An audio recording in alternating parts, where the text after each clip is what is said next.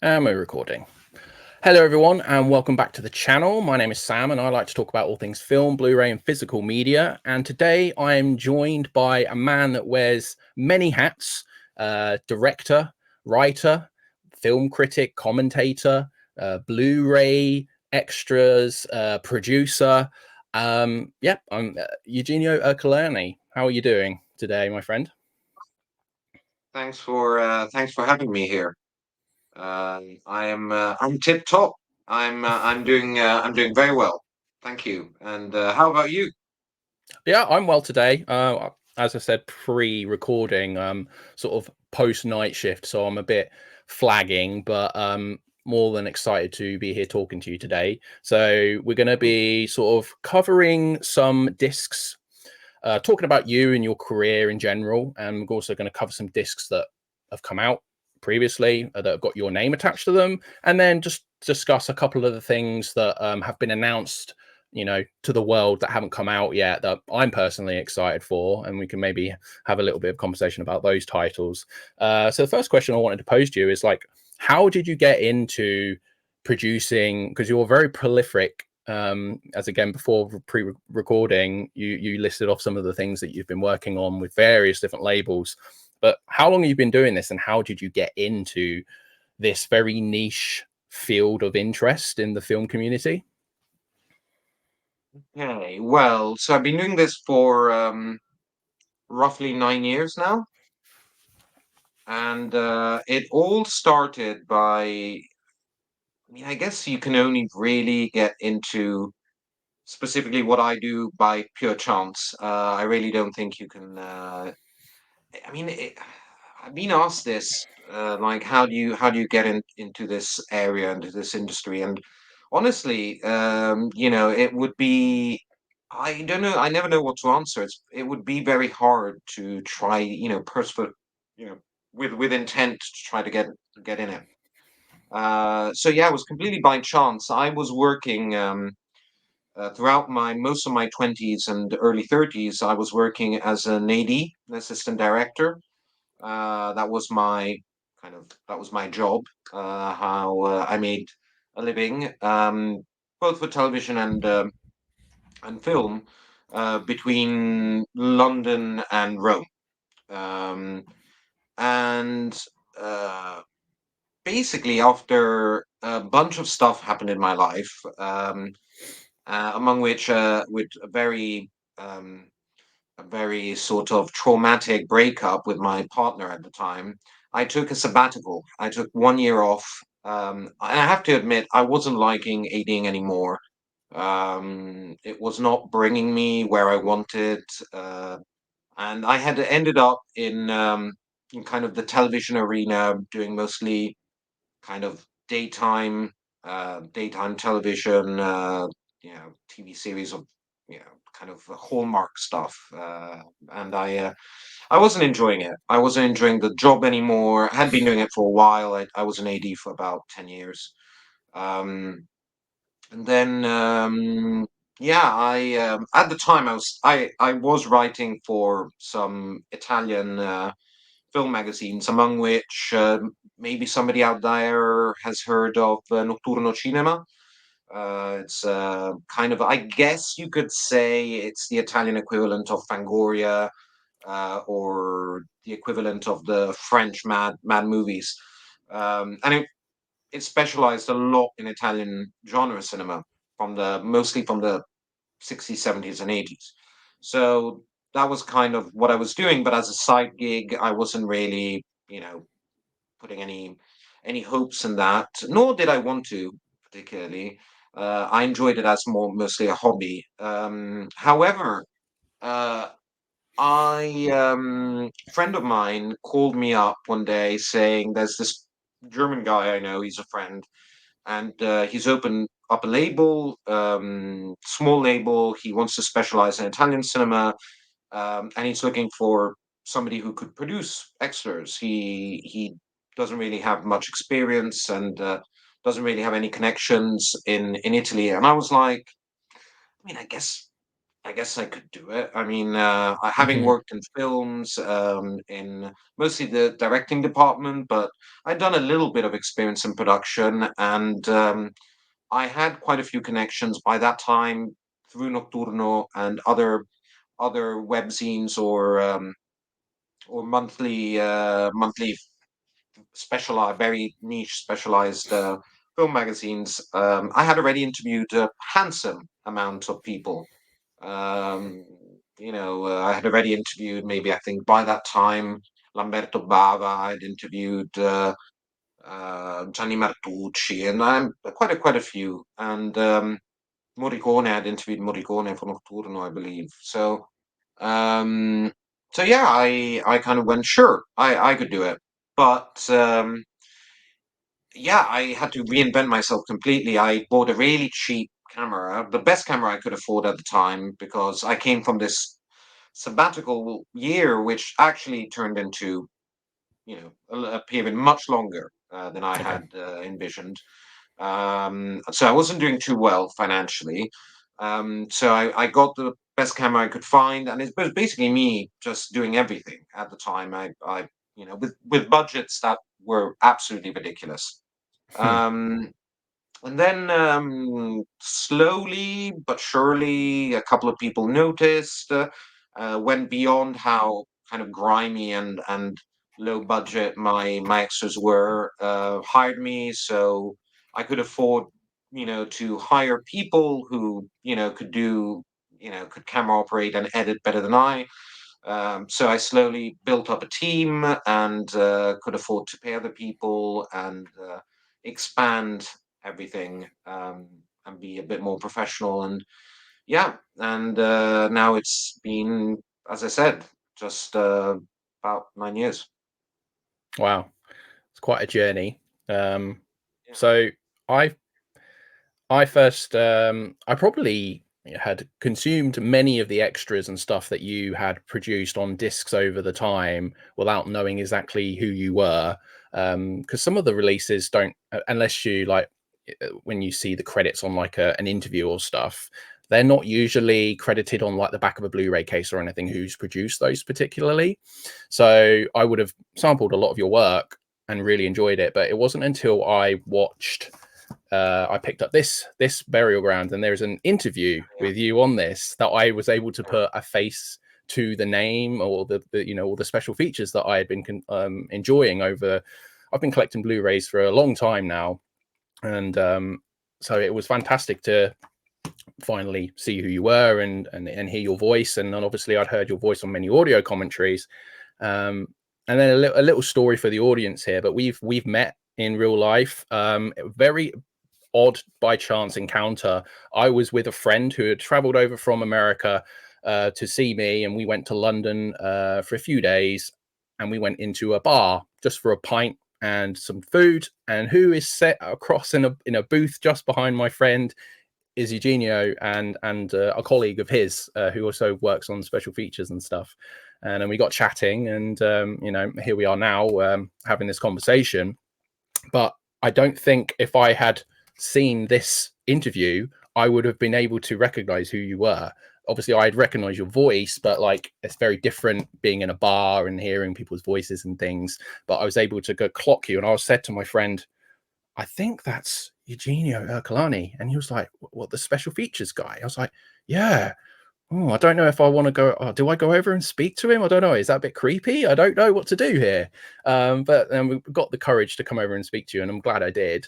And yeah, Okay. and it's just fantastic. So I was going to give you your flowers now, and hopefully this isn't too much. But I've got a stack of releases here that I think are fantastic that you've had some hand in. Either you've done an essay for it, or audio commentaries, or you've been because you're not always like have a huge input, but you could be the in between guy who can set up interviews because of your connections. Is that right?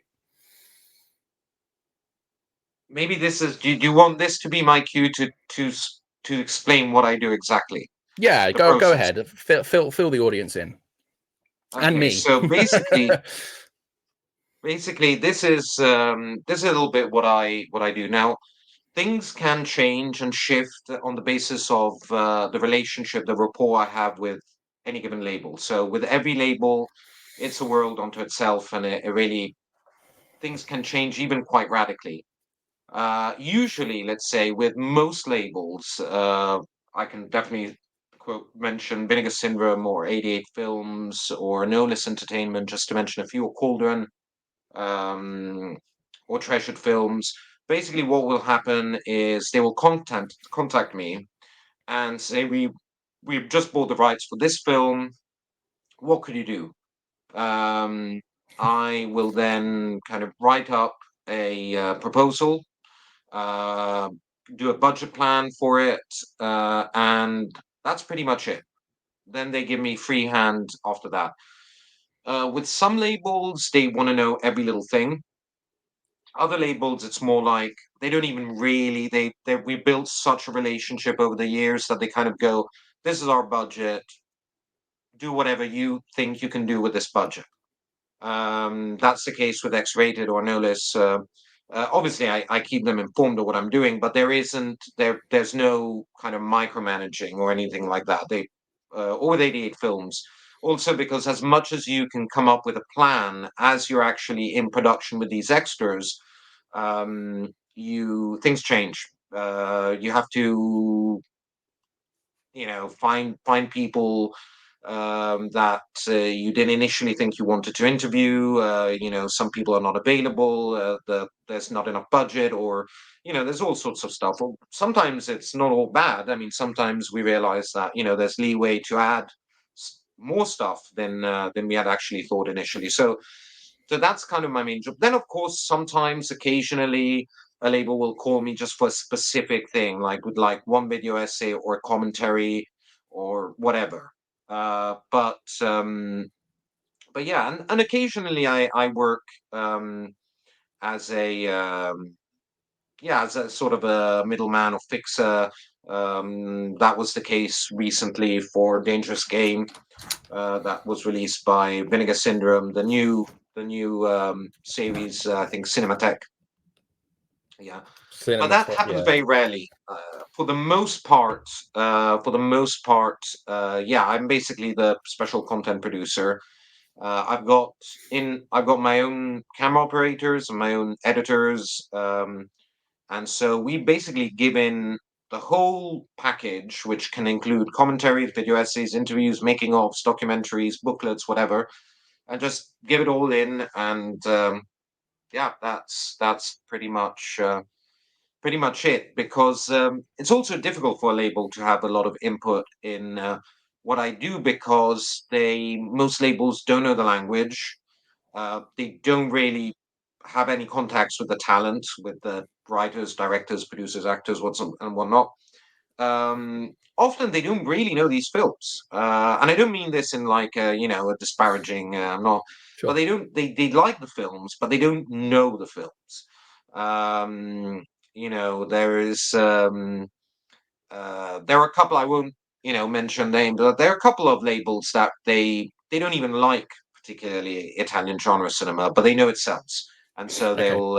they'll have a kind of a hefty output of Italian films. They don't really know them. So for a number of reasons, there is a certain level of freedom I have in producing extras, so I can come up with ideas. And obviously, initially it was difficult, or it simply wasn't possible to do exactly what I wanted to. But now, obviously, they know me.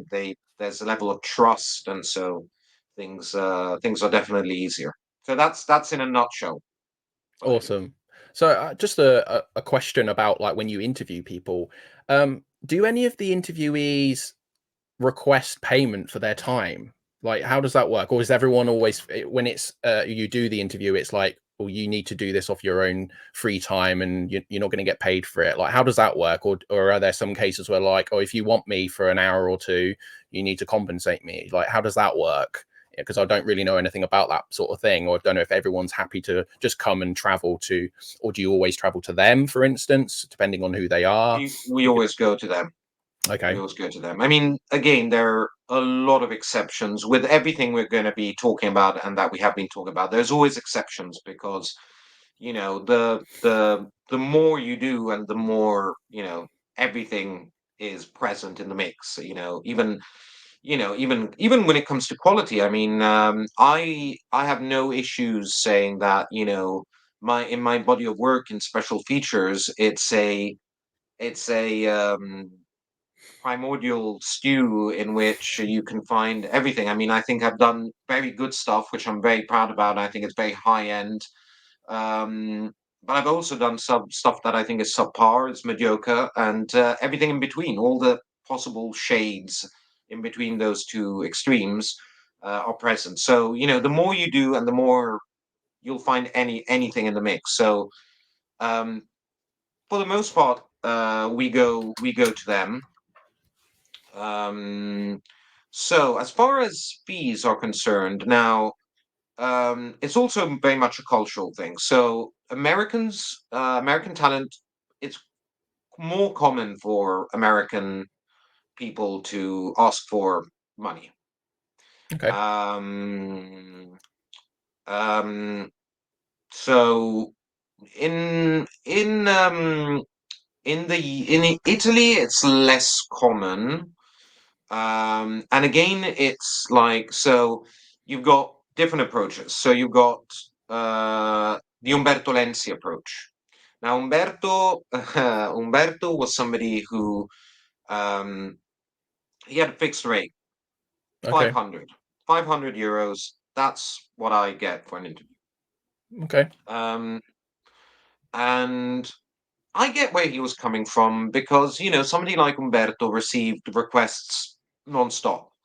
Um, And let's face it, I mean, there are a lot of cellar dwelling, freaks out there, and so he was, Yeah. he wanted to basically put somewhat of a filter, like, if they can afford to pay me 500 euros, then, maybe they're a bit more serious, you kind of Yeah. filter a little bit of the weirdness. So, I get that reasoning. However, after I think two or three interviews, he kind of went, "Fine, you don't have to pay me anymore. It's like it's fine." He enjoyed being interviewed anyway. I mean, I was talking about the thing he loved the most himself. So it's uh, Fantastic. um, but that's the Umberto Lenzi approach. Then you've got sort of Lamberto Bava. Lamberto Bava, who I really like, is a great guy. He will kind of ask, is there some money for me? If you say yes, he's more than happy to have, a slice of the cake. But if you don't, it's fine. Like doesn't expect to be paid. But if he can be paid, he's, that's, Happy. he Yeah. has nothing against that. Um, um, and um, then you've got, yeah, the ones that don't ask for money. They don't care. Or even that they feel even embarrassed at the idea of getting paid. They feel sort of like it's in bad taste to ask Right. for money to do an interview. You know, on their own body of work. So Giannetto De Rossi, for example, the special effects, and I love Giannetto. He was one of the few people I actually built an actual friendship with. We'd go out to dinner, we'd chat, we'd hang Yeah. out, and he was lovely, lovely man. And I remember when I went, I accompanied him to a convention, and it was his first convention, and he was appalled at the idea that people had to pay to get his signature. He Right. was Okay. completely appalled. And then he kind of said, "No, I don't want to get paid." And obviously, this created a lot of embarrassment because there were so many other guests there, and it made the others look like money grabbing assholes. So he created. So what we do is we were sat one next to the other, and there was a queue, and he would say, "Well, at least let's every 2 or 3 people, we won't let someone pay. You know, it's like a sort of a Russian roulette sort of thing. Sure. Every so often, just one person will pay, which is completely unfair, by the way. I mean, that's completely Yeah. unfair. That's completely unfair. But that was just Anito. Like he hated the idea of getting Okay. getting paid. He found it very distasteful, and I think that was his compromise. At least somebody gets the stuff for free. So so yeah, these are the kind of the approaches. Then there are some people that are completely out of their minds and will ask insane amounts of money. But generally, no, in Italy, it's uh, most people won't ask for fees. As far as how it works with the budget, it kind of depends. Sometimes the budgets I have to or administrate already, there's no leeway for extra stuff. So in that case, I will have to assess if it's worth getting the person or not. Okay. Because sometimes there's one actor, a big Italian actor, that asked for an insane amount of money, and I could have afforded it, but I realized that he would have been, the only featurette. Right. So I made an executive decision and said, as a consumer of physical media, I would rather 5 featurettes that kind of give me the whole idea of how the film was made, rather than one featurette with big actor that people like. But at the end of the day, it's going to be 20 minutes versus 2 hours of Sure. extras. So it kind of depends. Every project is, you have to kind of problem solve and try to, you know, hope you're lucky with Awesome. who you find. So with Vinegar Syndrome, you appear to have a fascination with working on titles that have the word delirium in the title. Yes. Yes. um, Yeah. all fantastic releases. I was very Thank pleased that you. this was getting a brand new um, like release and special features suite, because I had the 88 films one that was released a while ago, and it was basically a bare bones disc that I remember. There was not much on it at all, and then this has got like this many special features, and it's an incredible like achievement for a film that I think is very maybe not misunderstood, but like it's one of the lesser loved giallos, especially because it came out in the late 80s and stuff. Yeah. Did you want to talk about this one? Because this one has just come out from Vinegar Syndrome, so maybe Sure. people haven't picked this one up yet, and you could try and convince people to maybe purchase this when it won't be on sale when Black Friday comes up, but maybe they could add it to their basket for the upcoming sale that everyone participates twice a year with Vinegar Syndrome. Yeah. I mean, Delirium Photos of Gioia. And I believe this is the first home video release that has this title, this specific titling, because it's usually either it's One or Delirium the or the other. original Yeah. Italian title, Foto di Gioia. They Yeah. put them together. It's a giallo. Lamberto Bava, and to be fair, most people who worked on the film have ambivalent feelings about this specific film. This was a vehicle for Sena Grandi, who Yeah. was a very big name in Italy at the time. She was somewhat of a sex symbol. One could say a sort of a working class sex symbol. She was the kind of. I remember when in the 90s. I'm 40, and so in the 90s, mid 90s, I was about 10, 11, and at gas stations, they would sell a calendar, a nude calendar of nudes of Serea Grandi at the gas station. So it's that kind of, Yeah. like sex symbol sort of thing, like big, but we're not talking, kind of high class sort of figure. But she wanted to break The away from that, though, people's didn't she? Did she break away from that? She wanted to. That's I think Yeah, she what I wanted to. She understood. wanted Yeah, to. She wanted to, but yeah, but I mean, by the time Le Foto di Gioia, so in the late 80s, Foto di Gioia came along, she was mostly famous for Tinto Brass, the Tinto Brass yeah. collaboration, specifically Miranda, which was a big hit in Italy and made her a star. And also, she had taken part in a number of ensemble comedy films, usually set, uh, on summer vacations, summer seasons, and hosting a whole array of very popular television, mostly television, but not exclusively comedians. And Sinea Grandi was naked in pretty much everything she did at the time. She would always undress for the camera. However, she was interested in straying away from that kind of iconography and do something different and not have to strip. So, yeah, it's a vehicle to kind of promote Cinea Grandi from a new point of view.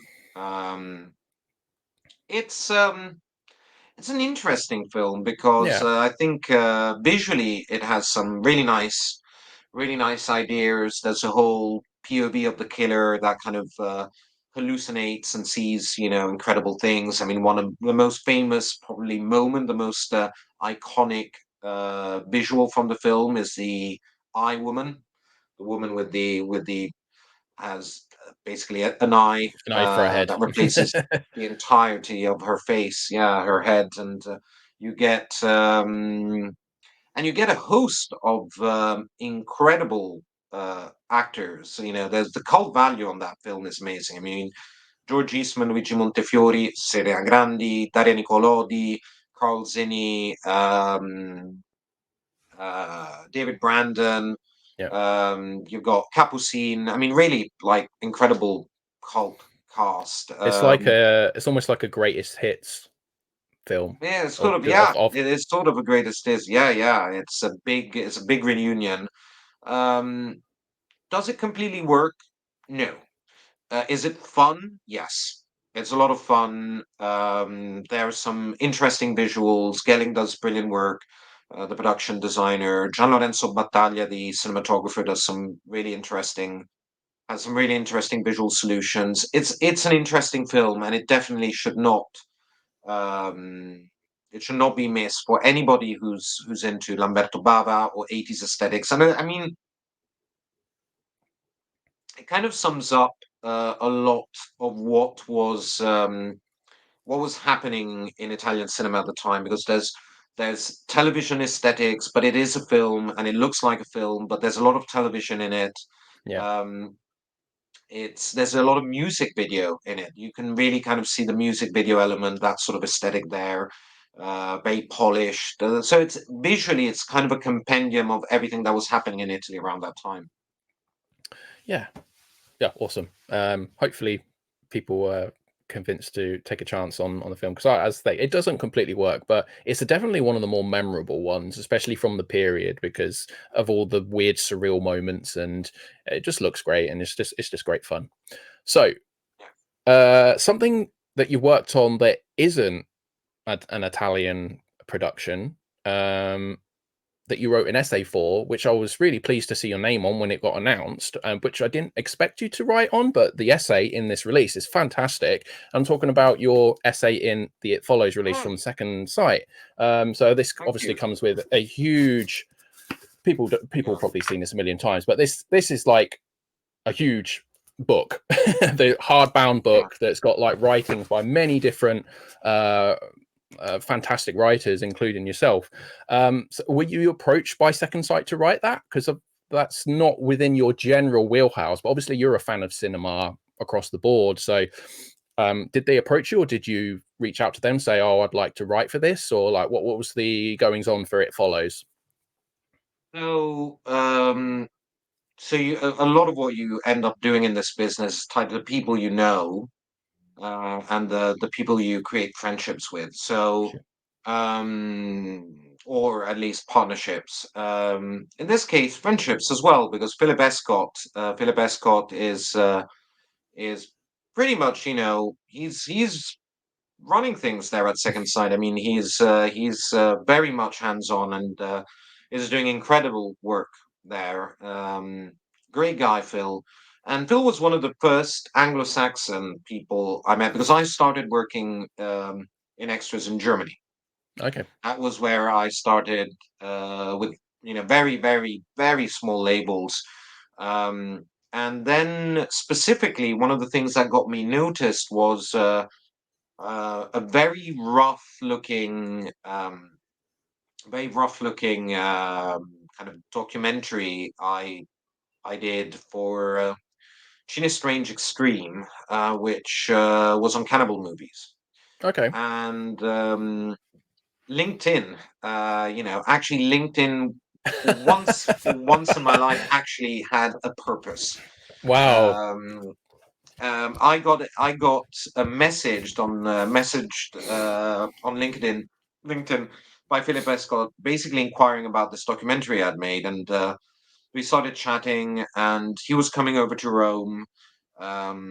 He's Welsh. He's from Cardiff and was coming to Rome for work. At the time, he was producing. He was the special features producer for 88 Films.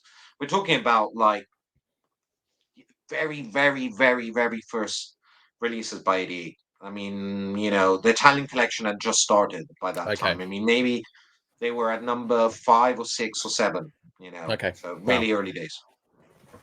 So we met up. Yeah, we hit it off. Then he opened his own label, and I became his special features producer, Fractured Visions, Nice. which released Silent Action and Yep. Freehand for a Tough Cop and all sorts of stuff. And then he became the kind of main producer at Second Sight. And yeah, he called me up, said, "Do you like It Follows?" I said, "Sure." "Do you like Green Room?" "Sure." "Then do you wanna write an essay for it?" Yeah, amazing. So yeah, Awesome. Philip Escott, he's a really nice guy.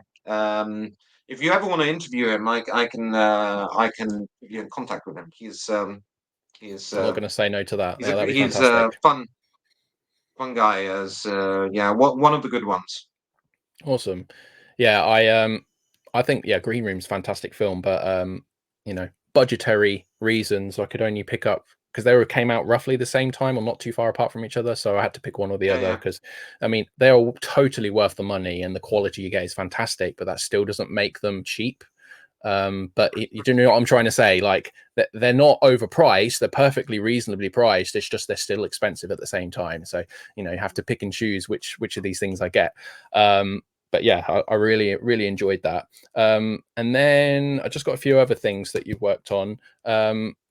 This is only one that I've realized you worked on very recently, but I think this is one of Lucio Fulci's most underrated films that I never see anyone talking about. And I'm talking about Beatrice Cenci.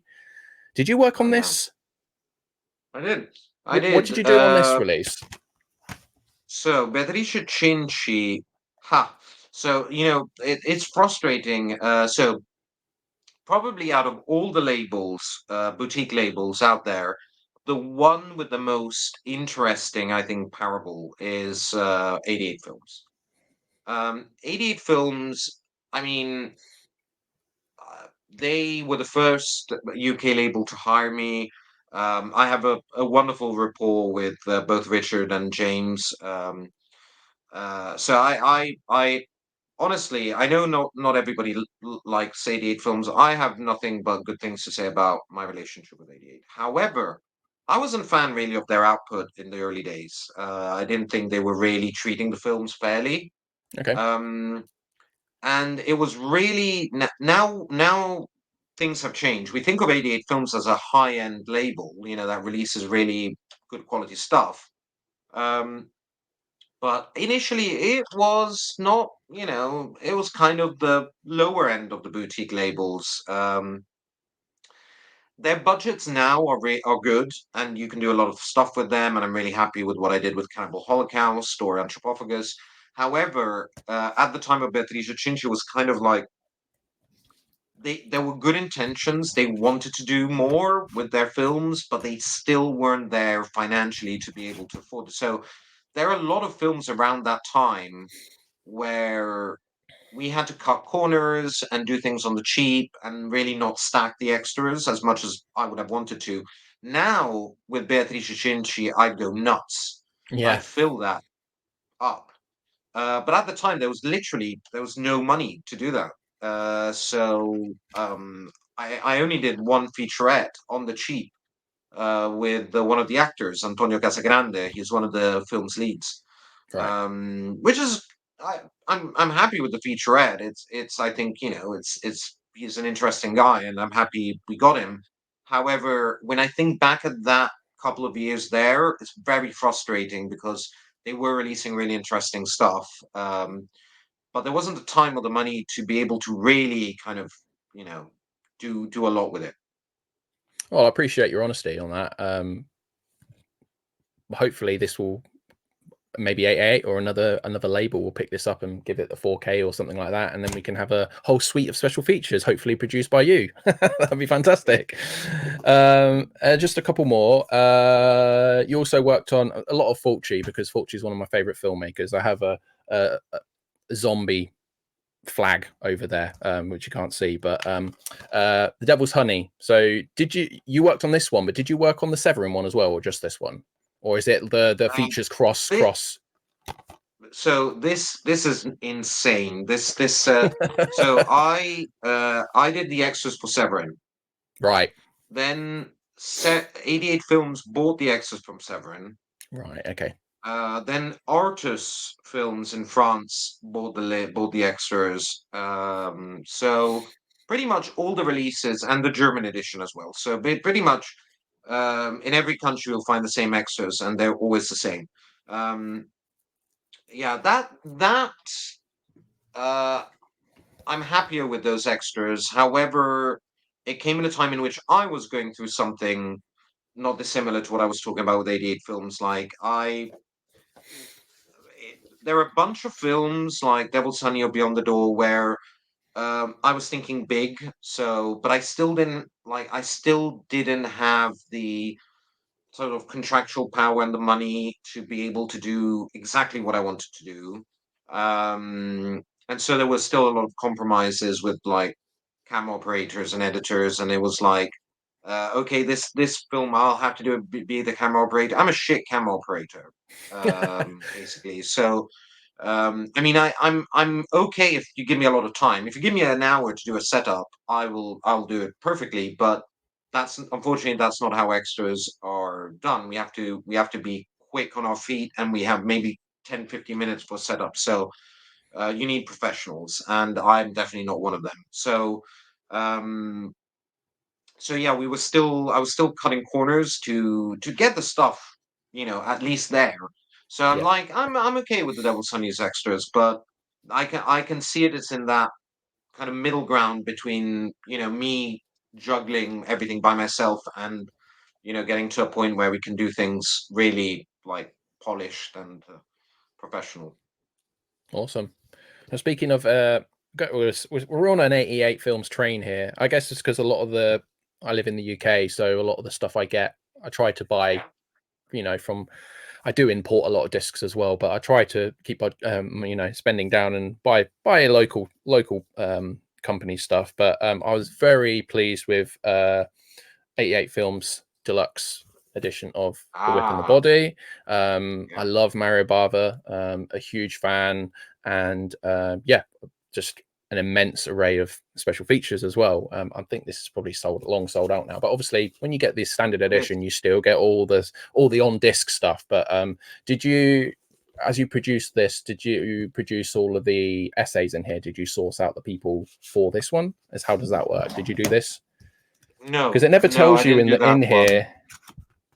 No, I didn't participate in the booklet.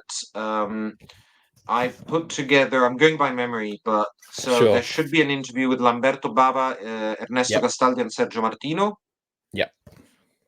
Uh, um, I'm pretty sure I did something else. I don't remember, maybe a photo gallery or trailer I sourced. I don't remember. But as far as interviews are concerned, featurettes, it's those three, which I'm really happy with because that's a strong trio of Oh names. yeah, Bava, that's Gastaldi, Martino is a yeah. really strong trio, and as far as I know, this is the most extras this film has ever had. I'm thinking of the German release, but I know there were a bunch of like video essays and stuff, but I don't remember on-camera interviews. If maybe Gastaldi was in it, but definitely not all three. Awesome. Yeah.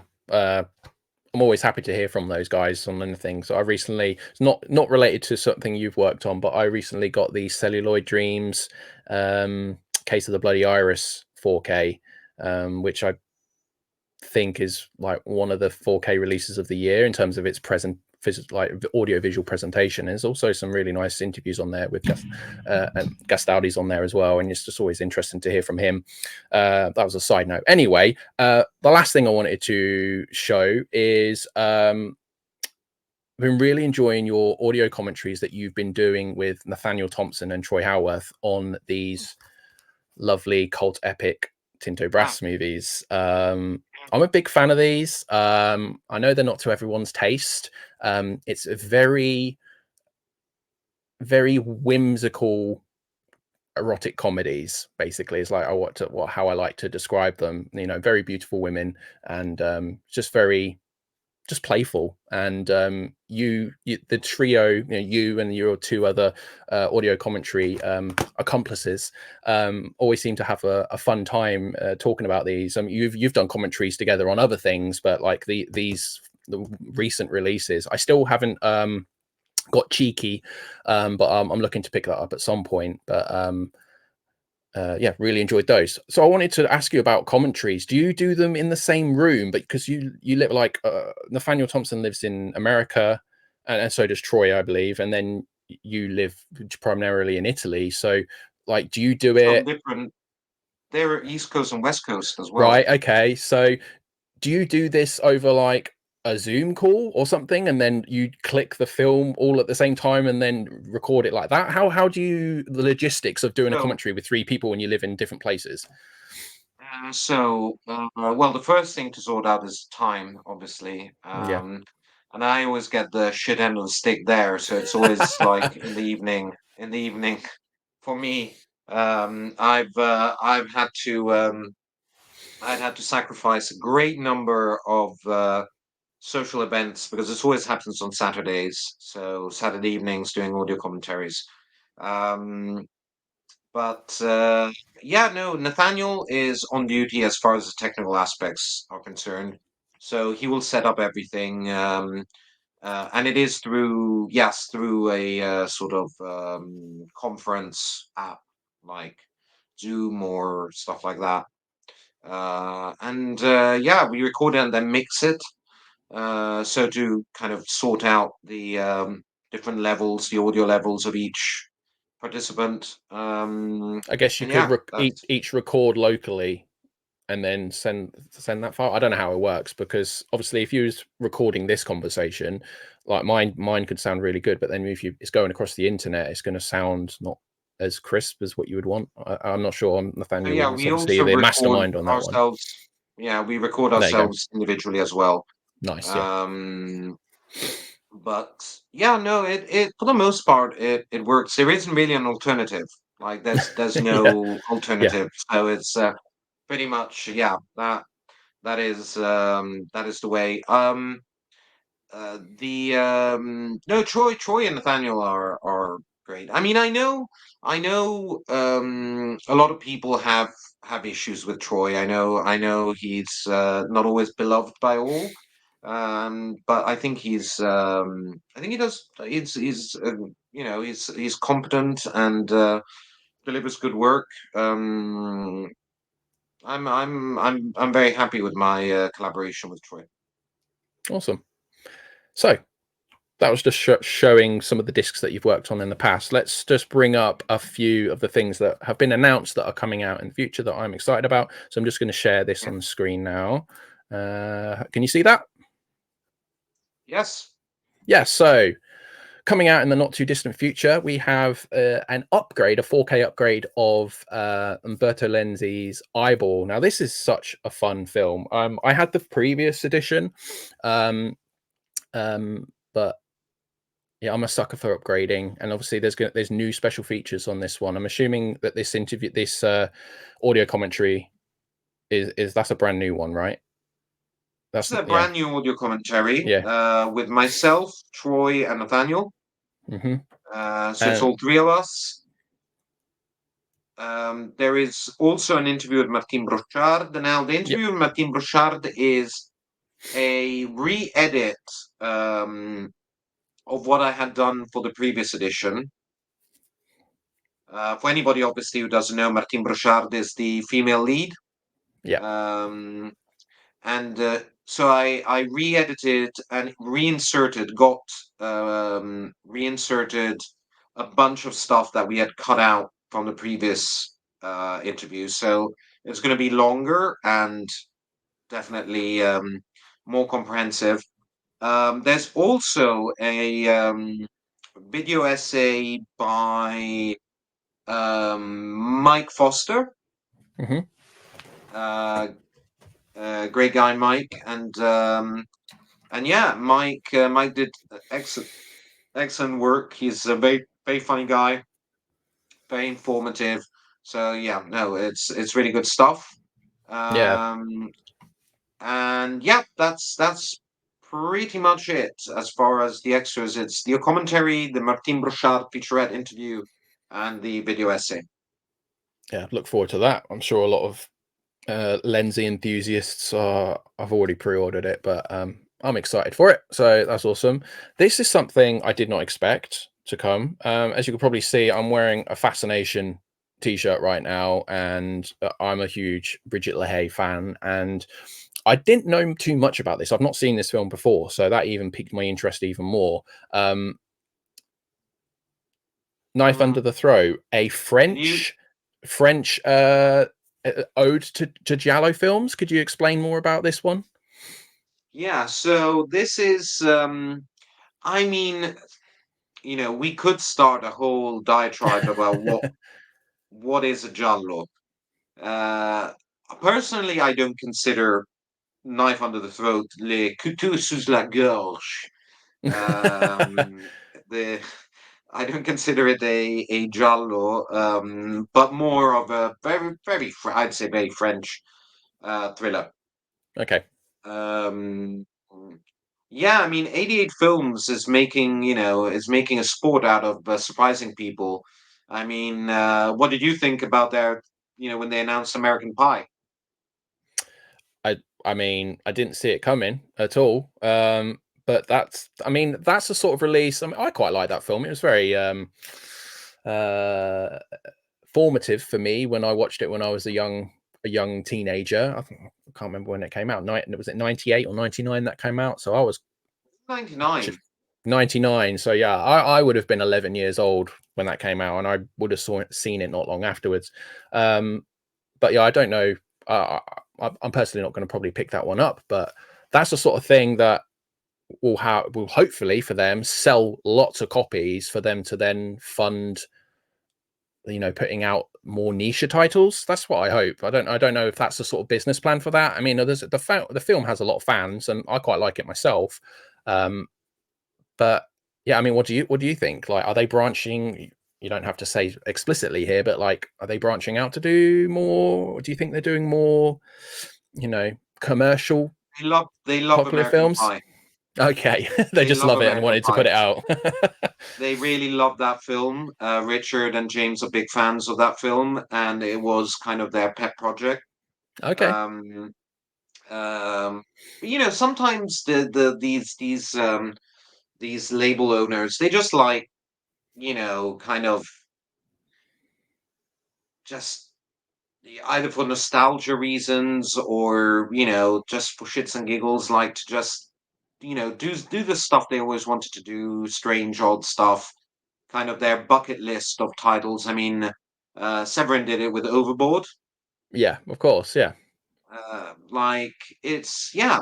David Gregory likes that film in the same way Richard and James like American Pie.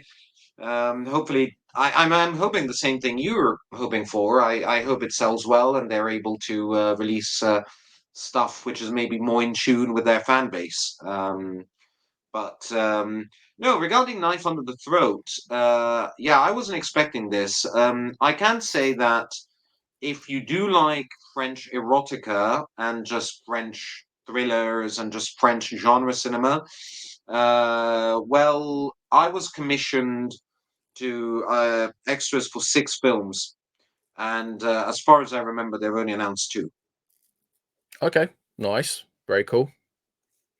That's exciting. Um, Uh, in this case, my contribution is an interview with Brigitte Layer, and it's a really nice interview. I mean, obviously, you know, um, it's like asking the waiter if the food in the restaurant is good. I like it. I produced it, and so. But I do think it's objectively a good interview. Brigitte she's very warm. She's lovely. She's very honest. She doesn't. She's the opposite of a pretentious person. I mean, and she's very candid about her thoughts. When it comes to the films she's worked on. So I think it makes for a very entertaining interview. I'm very happy with it. does she?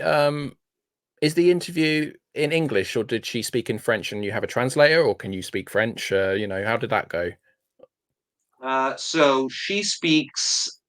Her English isn't great Okay, by any stretch of the imagination. So we had interpreters and translators, and obviously the interview is in French. However, they obviously we got everything subtitled. yeah, of course. So, but yeah, she speaks mainly French, but she's yeah, I think so when it comes to subtitles, I outsource or for the most part nowadays. I mean, for the past 3 4 years, I don't do subtitles anymore. I used to back in the day, but I honestly would rather run a marathon on Lego blocks, barefoot. That's saying Subtitles something. Wow. is the stuff of nightmares. We need to give more respect to our subtitle crews on the Blu-ray releases. Then is it just really dull, or just like It's really really dull. tedious? It's Yeah. really dull. It's super meticulous. You have to time every little thing. Mm, It's really ungrateful, and the budgets for this stuff are ridiculous. So, yeah, it's because by the time we get to subtitles, it's a little bit, what a lot of directors or actually composers complain about, but also directors, is the fact that when they reach the soundtrack moment, all the money has kind of vanished, and right. so often composers have to work on what is left basically. And I guess it's the same thing with extras. It's with subtitles. Right. Bless the subtitle people. Okay. Bless them. They're So cotton that's all. socks. Yeah. So Eyeball and Knife Under the Throat are both coming out on the 25th of November, and then we have this little interesting title that got announced this week or a few days ago. It's very recent. 2 days ago. 2 days ago. So this is hot off the press, brand new news. And this is coming from Treasured Films and is basically a film that's not been seen really by anybody. Am I right in Anybody. thinking that? Yeah. So this is Reality Anybody. Killers. Yeah, Reality Killers, and it's sort of like a Italian production, sort of snuff movie, torture porn, that sort of thing. And you've produced a bunch of stuff on this disc. Would you like to talk to us about this film? So Reality Killers is dated 2005.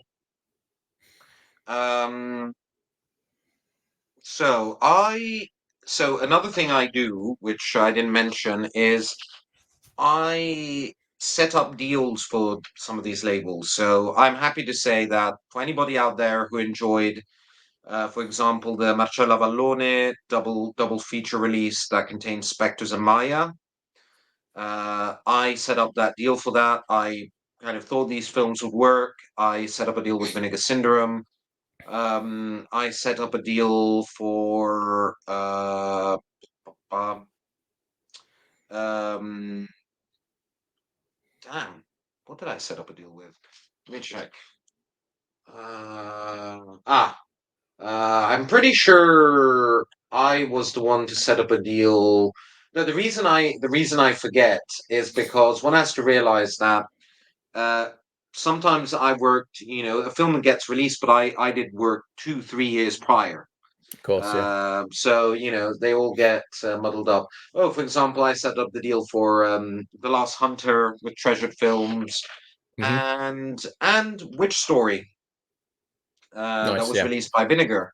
And I was already friends with director Alessandro Capone. He's a really nice guy. I mean, um, he is just a big cuddly nerd. I mean, he's a very sweet guy. And he's a divorcee. He lives with his son, and his house is basically just a shrine to horror and cinema in general. I mean, he has wall to wall DVDs and Blu-rays and 4Ks, and like he's got action figures. The reproduction, hanging his from his ceiling, the reproduction of um, Leatherface's chainsaw. Nice. He's just a big nerd and very very friendly guy. And we became good friends over the years. And while working on Witch Story, I was interviewing him, and during the interview, we were talking about his relationship with horror. He's obviously also the writer of Body Count by Ruggero Deodato, and we were talking a bit about his body of work. And actually, he was talking to my camera operator. We were on a break, and we had a coffee break, and he was talking to my camera operator, and he mentioned, uh, talking about other stuff. He meant, oh, that's the time I did Reality Killers, and I was like, what the fuck? What's Reality Killers? And he explained to me it was this like film he supervised. It was an anthology horror snuff, found footage, torture porn film from early 2000s, which he supervised and directed a segment of. He co-wrote, co-produced, and then was technical and artistic supervisor for a number of young directors. And he talked to me about this project. I went, "Where is it?" And he said, "Oh, I think the producer has all the material." And so I started shopping around. I checked it out, and yeah, I don't like it. I'll be honest. I don't like this film one bit. It's torture, like it's kind of in the vein. Like I know fans of this sort of cinema hold August Underground, as a shining example. Now, you couldn't pay me enough money to sit down and watch the August Underground films.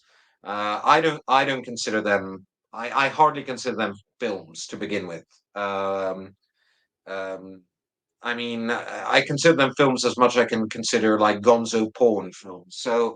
Um, so it's kind of in the vein of August Underground, but a little bit mainstream. There are a couple of elements that make it a slightly more mainstream. So I watched it. I didn't like it, but I did think it had an audience for it, and I also thought that it was interesting from a historical point of view because this is literally the only example of a film within these subgenres in Italy.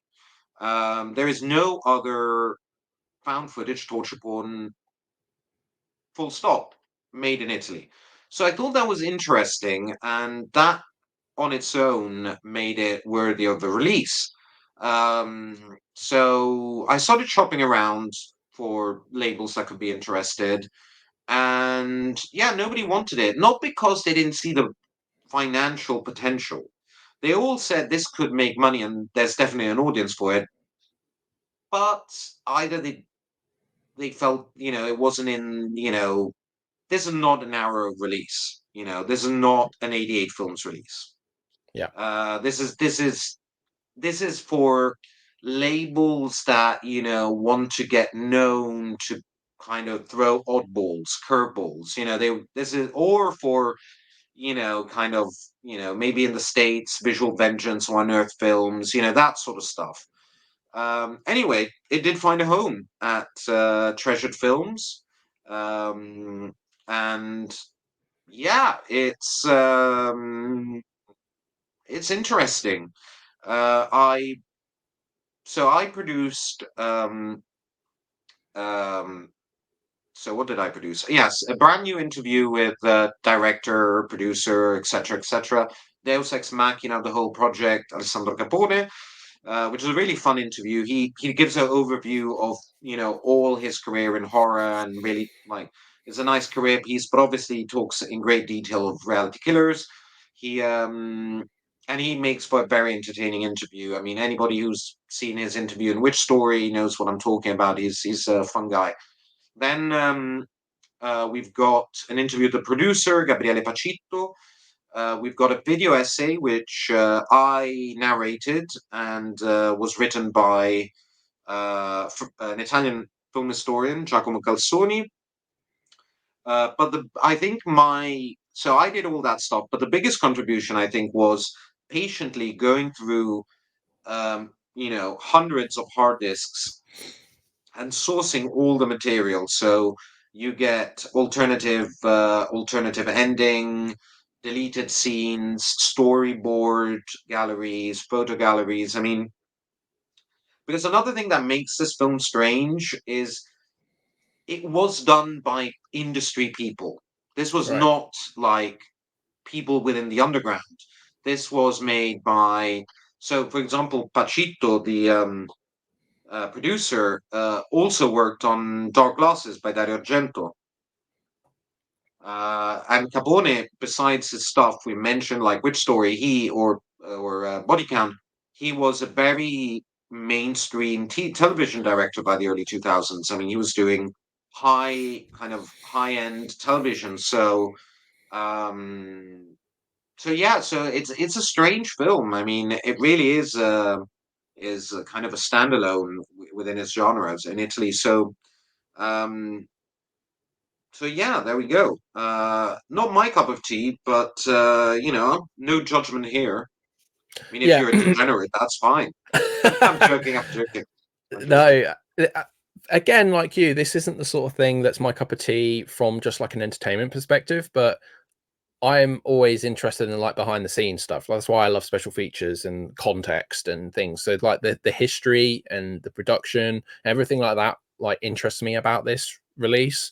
I can see it being the sort of thing that I would, if I did purchase it, it would be like I'd watch it once and be disgusted with myself that I'd seen it, but then I would really enjoy like the interviews and the video essay and stuff to like give me more context and just learning about all that sort of stuff, which I think really helps with, particularly with a release like this, because it's a very niche within niche when it's like this dark and brutal and just seems, I don't know because I'm not seeing it, but like quite nihilistic and just painful to watch. But again, no judgment on someone who does like that sort of stuff. But yeah, but it's a very interesting release to me. So thought I'd bring that one up.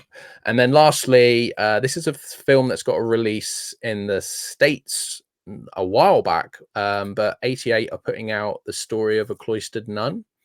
I think that was Ah, Severin had that in their Bad Habits box set. Am I wrong? Am I right about that? I might be wrong about that. I should have Nasty looked. Habits. Isn't it Nasty Habits? Nasty Habits, of course, it's Nasty Habits.